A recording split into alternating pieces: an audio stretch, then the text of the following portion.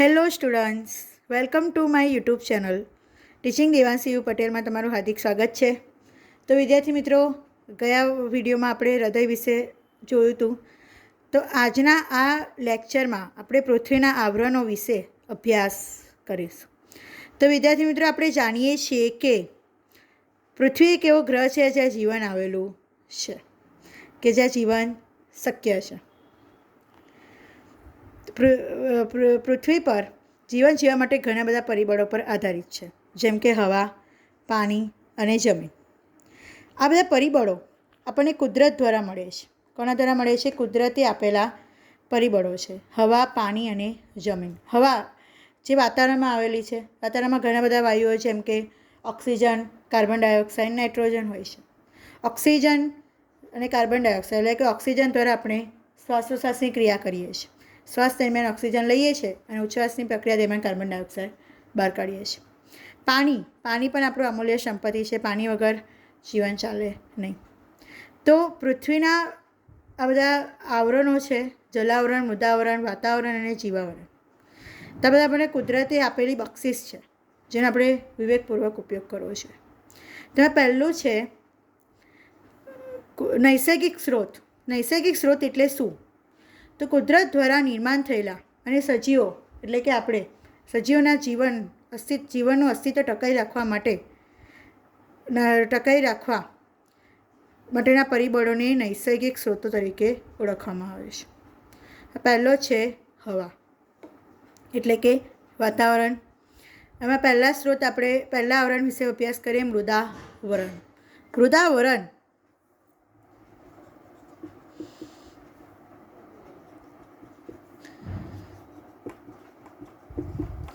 પૃથ્વીના સૌથી બહારના આવરણને શું કહે છે? મૃદાવરણ કહે છે. મૃદ એટલે માટી, આવરણ એટલે પડ.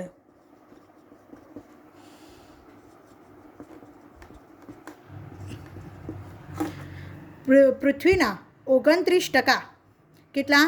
29% ભાગ પર ભૂમિ આવેલી છે, જેનું ઉદાહરણ છે માટી, પથ્થર અને ખડકો.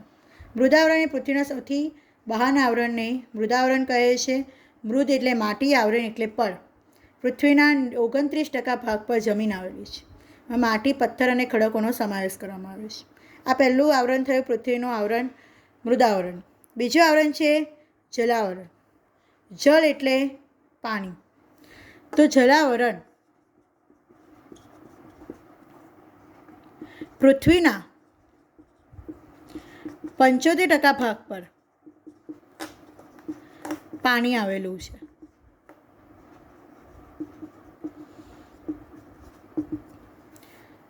માત્ર 1% પાણી જે છે એ પીવાલાયક છે મનુષ્ય માટે.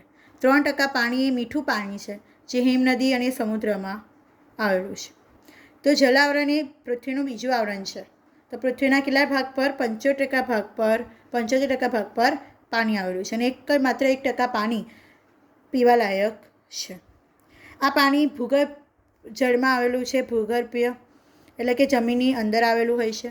તેને કૂવા અને ટ્યુબવેલ દ્વારા બહાર ખેંચવામાં આવે છે. ત્રીજું આવરણ છે વાતાવરણ. એટલે કે વાતાવરણ જે પૃથ્વીના સમગ્ર જે ઉપરનું આવરણ છે, ત્યાં હવા ફેલાયેલી હોય છે. આમાં ઘણા બધા વાયુઓ જેમ કે ઓક્સિજન, કાર્બન ડાયોક્સાઇડ, નાઇટ્રોજન વાયુ આવેલા હોય છે. ઓક્સિજન એનું પ્રમાણ છે 21%, કાર્બન ડાયોક્સાઇડનું પ્રમાણ 0.01% અને નાઇટ્રોજનનું પ્રમાણ કેટલું હોય છે? 78%. તેમાં પાણીની બાષ્પોનું પણ મિશ્રણ આવેલું છે. ચોથું આવરણ છે જીવાવરણ.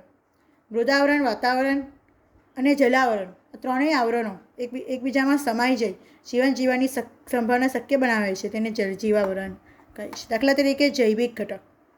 જૈવિક ઘટક એટલે શું વિદ્યાર્થી મિત્રો? જૈવિક ઘટક એટલે જે વસ્તુમાં જીવન આવેલું છે. દાખલા તરીકે આપણે મનુષ્ય, સજીવ, છોડ, ફૂલછોડ, પ્રાણીઓ, પંખીઓ, બેક્ટેરિયા, બધા કેવા છે? જૈવિક ઘટકો છે. તે આપણે શ્વાસ લઈએ છીએ, આપણું જીવન મૃત્યુ શક્ય છે, પ્રજનન કરી શકીએ છીએ, પ્રજનન થાય છે, વૃદ્ધિ થાય છે, બરાબર. શ્વાસ લેવાની પ્રક્રિયા પણ સતત ચાલતી હોય છે. તેવા જૈવિક ઘટકમાં એનો સમાવેશ થાય છે. અને અજૈવિક ઘટક એટલે કે નિર્જીવ, જેમાં અજૈવિક ઘટકમાં હવા, પાણી, ભૂમિ, સૂર્ય એ બધા કેવા છે? અજૈવિક ઘટક છે, જે વસ્તુમાં જીવન આવેલું નથી.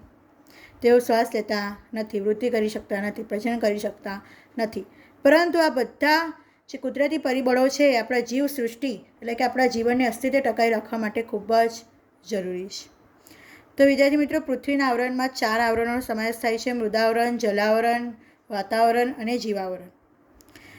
મૃદાવરણમાં માટી, મૃદ એટલે માટીના આવરણ એટલે પડ, પૃથ્વીના 29% ભાગ પર ભૂમિ આવેલી છે. એમાં માટી, પથ્થર અને ખડકનો સમાવેશ થાય છે. બીજું આવરણ છે જલાવરણ. પૃથ્વીના 75% ભાગ પર પાણી આવેલું છે. 1% પાણી માત્ર પીવાલાયક છે. 3% પાણી મીઠું પાણી છે, જે નદીઓ, તળાવ અને સમુદ્રમાં આવેલું છે. જલાવરણના ઉદાહરણ છે નદીઓ, તળાવો, સરોવર અને ઝરણા. પછી ત્રીજું આવરણ છે વાતાવરણ. વાતાવરણમાં ઘણા બધા વાયુઓ આવેલા છે, જેમ કે ઓક્સિજન, કાર્બન ડાયોક્સાઇડ, નાઇટ્રોજન. ઓક્સિજનનું પ્રમાણ 21%, કાર્બન ડાયોક્સાઇડનું પ્રમાણ 0.01% અને નાઇટ્રોજનનું પ્રમાણ 78% હોય છે. તો વિદ્યાર્થી મિત્રો, આ છે આપણા પૃથ્વીના આવરણો. ત્રીજું આવરણ આપણે જોઈ ગયા, એનું નામ છે વાતાવરણ. એમાં બધા વાયુઓનો સમાવેશ થાય છે. કયા? ઓક્સિજન, કાર્બન ડાયોક્સાઇડ અને નાઇટ્રોજન. ઓક્સિજન દ્વારા આપણે શ્વાસોશ્વાસની ક્રિયા કરીએ છીએ અને ઉચ્છ્વાસ દરમિયાન કાર્બન ડાયોક્સાઇડને બહાર કાઢીએ છીએ. તો શ્વાસોશ્વાસ એ શું છે? આપણી શ્વસનની ક્રિયાનો ભાગ છે. તો બીજો એક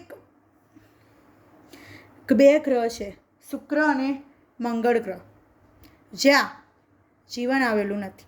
શુક્ર ગ્રહ અને વેનસ તે સૂર્યમંડળનો બીજો ગ્રહ અને પૃથ્વીનો પાડોશી ગ્રહ તરીકે ઓળખાય છે. શુક્ર ગ્રહ પર તાપમાન બહુ વધારે આવેલું હોય છે, પણ ત્યાં જીવન જીવવા માટે ત્યાં જીવન આવેલું નથી, પણ કાર્બન ડાયોક્સાઇડ વાયુ આવેલો છે. ક્યાં? શુક્ર ગ્રહ પર. કયો વાયુ આવેલો છે? Carbon dioxide. અને બીજો ગ્રહ છે મંગળ ગ્રહ, માર્સ. તે પૃથ્વીનો 4થા નંબરનો ગ્રહ છે. તેને લાલ ગ્રહ તરીકે ઓળખાય છે. કોણ? મંગળ ગ્રહ. તે ખૂબ જ ઠંડો ગ્રહ છે, બરાબર. અને તેના 2 ઉપગ્રહ છે, ફિબોસ અને ડિમોસ. કયા 2 ઉપગ્રહ છે? ફિબોસ અને ડિમોસ.